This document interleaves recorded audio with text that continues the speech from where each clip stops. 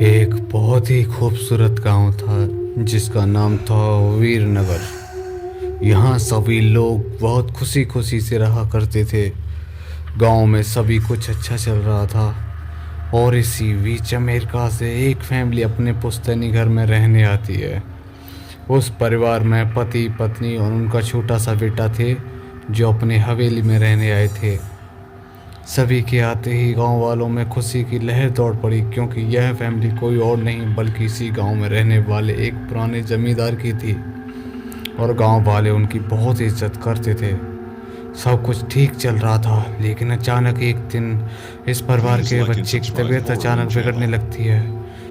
सभी को लगता है कि मौसम का परिवर्तन हुआ होगा, लेकिन बात तो कुछ और ही थी। धीरे धीरे लड़के का चेहरा नीला पड़ने लगा।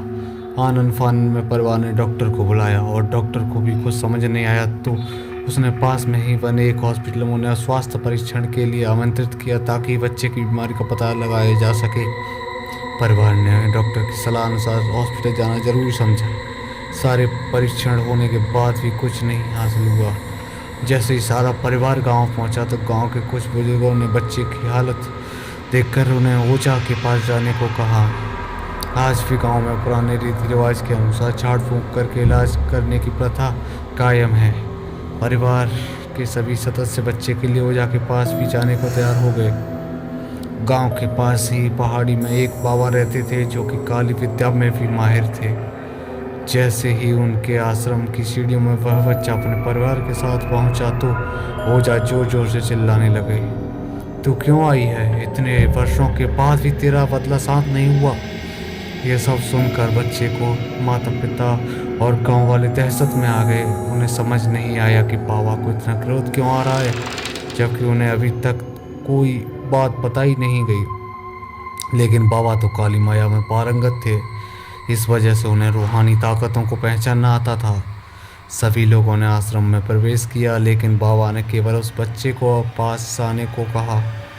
बच्चे की हालत बहुत ही ख़राब थी। उसकी आंखें लाल हो चुकी थी, उसका शरीर नीला दिखाई पड़ रहा था और उसके शरीर का तापमान आम बुखार से कहीं ज़्यादा था।